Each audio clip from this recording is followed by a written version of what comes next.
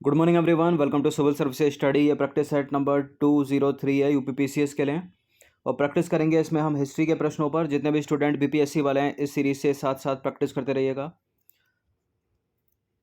और इस test series की आप पेड सीरीज प्राप्त कर सकते हो। डिस्क्रिप्शन बॉक्स में नंबर है मेरा, उस पर कॉल या व्हाट्सअप करके, जिसमें मिलेंगे आपको फुल 20 से ऊपर टेस्ट। ठीक है, फुल का मतलब एक टेस्ट में 150 प्रश्न होंगे।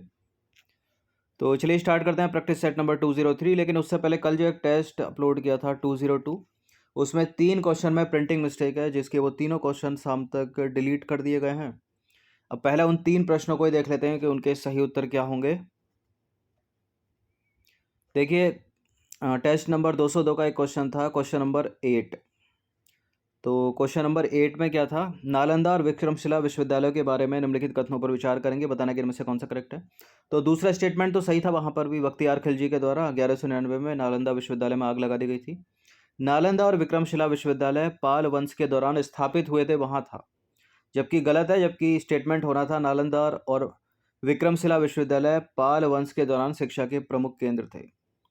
ठीक है, ये स्टेटमेंट होना चाहिए। तो फिलहाल दोनों के दोनों यहाँ अब करेक्ट हो जाते हैं। तो नालंदा और विक्रमशिला विश्वविद्यालय पाल वंश के दौरान शिक्षा के प्रमुख केंद्र थे और तुर्की शासक बख्तियार खिलजी के द्वारा 1199 में नालंदा विश्वविद्यालय में आग लगा दी गई थी। अगला ही एक प्रश्न था, क्वेश्चन नंबर 9 था 202 का। वो था, मौर्य काल में शिक्षा का प्रसिद्ध केंद्र क्या था। तो उज्जैन नहीं था, तक्षशिला है इसका उत्तर। ठीक है, ऑप्शन नंबर बी है। तो मौर्य काल में जो है शिक्षा का सर्वाधिक प्रसिद्ध केंद्र क्या था, तक्षशिला था। और मौर्य काल की अवधि के दौरान सबसे प्रसिद्ध शैक्षिक केंद्र तक्षशिला विश्वविद्यालय था, जिसे आज भी दुनिया का सबसे पुराना विश्वविद्यालय माना जाता है, जिसकी उपस्थिति है 5वीं या 6वीं शताब्दी की। अब एक प्रश्न था 202 में टेस्ट का 14 नंबर का। ठीक है, यहाँ तीसरा बना रखा है। अब देखिए, अशोक के केवल एक अभिलेख में उसे मगध का राजा बताया गया है, वो कौन सा अभिलेख है। ठीक है, तो ये भ्राबु अभिलेख है, भ्राबु। ठीक है, मास्की का लघु नहीं है, याद रखना इसको। तो भ्राबु अभिलेख या शिलालेख में मौर्य सम्राट अशोक ने खुद को मगध के प्रियदर्शी राजा के रूप में संदर्भित किया है। ठीक है, और वो जो अभिलेख हैं जिनमें अशोक के नाम का उल्लेख है वो कौन कौन से हैं, वो सही है, वो मास्की और गुर्जरा ही है। ठीक है, चलिए अब स्टार्ट करते हैं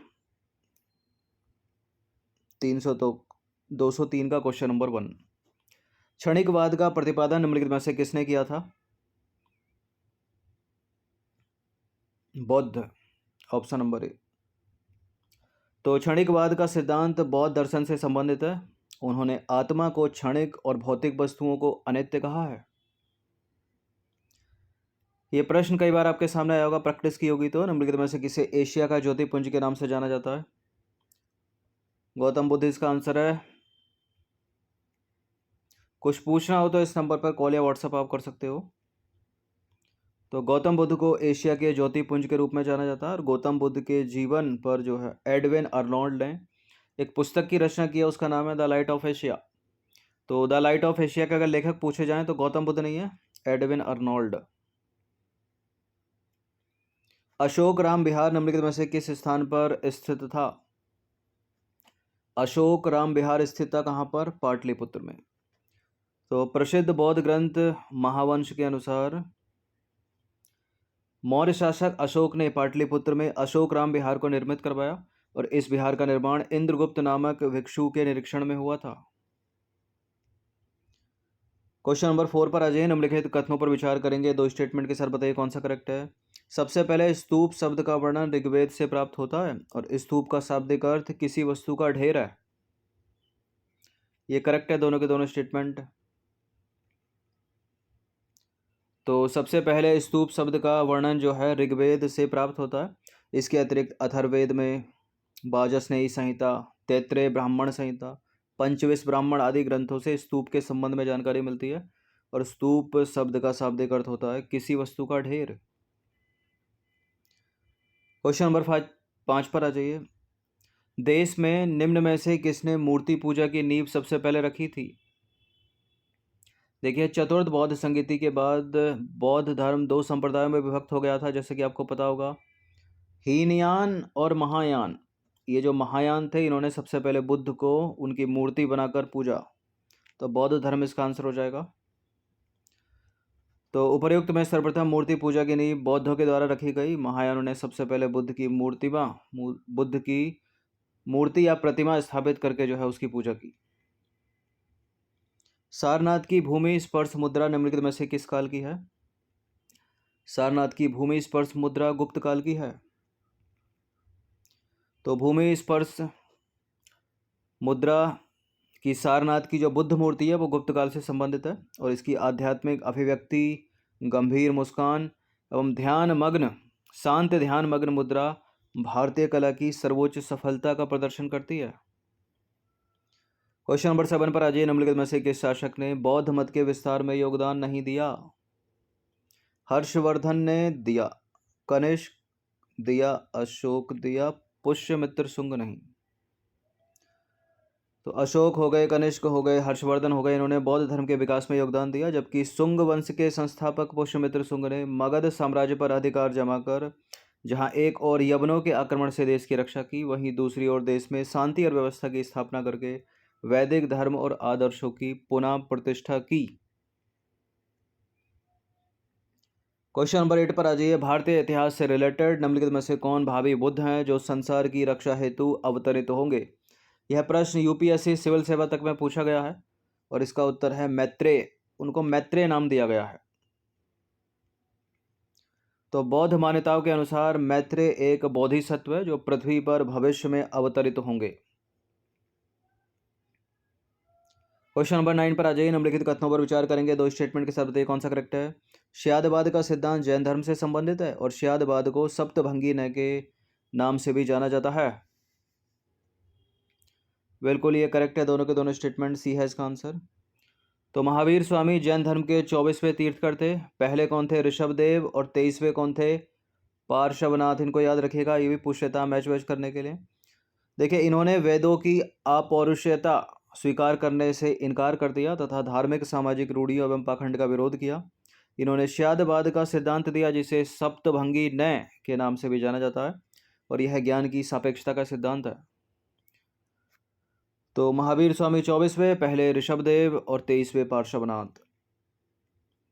10वां प्रश्न है, महावीर स्वामी की मृत्यु निम्नलिखित में से किस नगर में हुई थी? किस नगर में हुई थी? पावापुरी में। तो देखिए, 527 ईसा पूर्व के लगभग 72 वर्ष की आयु में राजगृह या राजगीर के समीप स्थित पावापुरी नामक स्थान पर महावीर स्वामी ने शरीर त्याग दिया। नंबर 11 पर आ जाइए। वासुदेव कृष्ण की पूजा सबसे पहले किसने प्रारंभ की? भागवतों ने, वैदिक आर्यों ने, तमिलों ने या फिर अभीरों ने? सी या डी में से नहीं है आंसर, या तो ए है या बी है। वासुदेव कृष्ण की पूजा सबसे पहले भागवतों ने। तो वैष्णव धर्म का प्रारंभिक रूप भागवत धर्म के अंतर्गत देवकी पुत्र भगवान वासुदेव कृष्ण के पूजन में दर्शित होता है। क्वेश्चन नंबर 12 पर आ जाइए। निम्नलिखित कथनों पर विचार करेंगे। दो स्टेटमेंट वाला प्रश्न बताने के इनमें से कौन सा करेक्ट होगा। भारतीय संस्कृति परंपरा के अनुरूप कला के हल लिए कृष्ण के भाई बलराम को प्रदर्शित किया गया है। ठीक है, कला के हल लिए कृष्ण के भाई बलराम को प्रदर्शित किया गया है। भारतीय सांस्कृतिक परंपरा के अनुरूप भागवत संप्रदाय में भक्तों के रूपों की संख्या 9 है। यह भी करेक्ट है, दोनों के दोनों स्टेटमेंट। तो देखिए, भारतीय संस्कृति परंपरा के अनुरूप कला में हल लिए कृष्ण के भाई बलराम को प्रदर्शित किया गया है। उन्हें हलधर के नाम से भी जाना जाता है। भागवत संप्रदाय में मोक्ष प्राप्ति के लिए नवदा भक्ति को मान्यता दी गई है। क्वेश्चन नंबर 13 पर आ जाइए। निम्नलिखित कथनों पर विचार करेंगे। फिर से दो स्टेटमेंट है, बताने के इनमें से कौन सा करेक्ट है। गौतम बुद्ध के समय का प्रसिद्ध वैद्य जीवक जो था वो बिंबिसार के दरबार से संबंधित था और बिंबिसार ने अपने वैद्य जीवक को अवंती नरेश चंद्र प्रघोत के राज्य में चिकित्सा सेवा के लिए भेजा था। यह भी करेक्ट है, दोनों के दोनों स्टेटमेंट। नंबर 14 पर आ जाइए। राजा महापद्मनंद का उल्लेख करने वाला अभिलेखीय प्रमाण इनमें से कौन सा है? कौन सा है? राजा महापद्मनंद का उल्लेख करने वाला अभिलेखीय प्रमाण है ऑप्शन नंबर ए खारवेल। तो कलिंग के चेदी वंश का सबसे प्रतापी शासक खारवेल था। इसके विषय में जानकारी का प्रमुख स्रोत इसका हातिम गुम्फा अभिलेख है। और नंद वंश के शासक महापद्म नंद के द्वारा कलिंग में नहर खुदवाए जाने का उल्लेख इस अभिलेख में किया गया है। ठीक है, खारवेल का हाथी गुम्फा अभिलेख। क्वेश्चन नंबर 15 पर आ जाइए। इसका आंसर सभी को पता होगा। सेल्यूकस, जिनको अलेक्जेंडर द्वारा सिंध एवं अफगानिस्तान का प्रशासक नियुक्त किया गया था, को किस भारतीय राजा ने हराया था? किसने हराया था? चंद्रगुप्त मौर्य। तो मौर्य वंश के संस्थापक चंद्रगुप्त मौर्य ने सिकंदर के साम्राज्य के पूर्वी भाग के शासक सेल्यूकस की आक्रमणकारी सेना को 305 ईसा पूर्व में परास्त किया था। नंबर 16 पर आ जाइए। निम्नलिखित में से किस अभिलेख में चंद्रगुप्त और अशोक दोनों का उल्लेख किया गया है?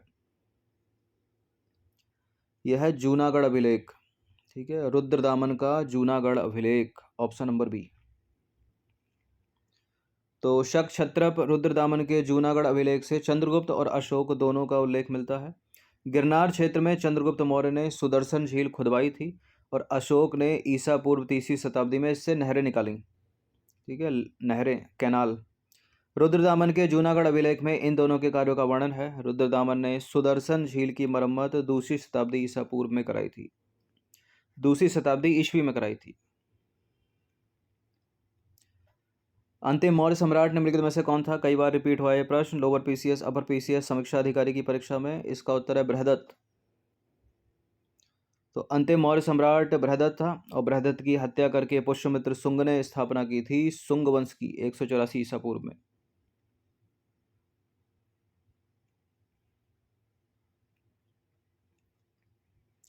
नंबर 18 पर आ जाइए। गांव के शासन को स्वायत्तशासी पंचायतों के माध्यम से संचालित करने की व्यवस्था का सूत्रपात निम्नलिखित में से किसने किया? चेरों ने किया, चेरों ने। कौन है चेर इनमें? द्रविड़। तो गांव के शासन को स्वायत्तशासी पंचायतों के माध्यम से संचालित करने की व्यवस्था का सूत्रपात चेरों यानी द्रविड़ों ने किया और यह व्यवस्था उस गांव के प्रशासन का आधार थी, बेस थी। क्वेश्चन नंबर 19 पर आ जाइए। बराबर पहाड़ी की गुफाओं के विषय में निम्न में से कौन सा कथन सही नहीं है? बराबर पहाड़ी पर कुल 4 गुफाएं हैं। 3 गुफाओं की दीवार पर अशोक के अभिलेख उत्कीर्ण है और यह अभिलेख इन गुफाओं को आजीविका को समर्पित होने का उल्लेख करते हैं और यह अभिलेख ईसा पूर्व की 6वीं शताब्दी की हैं।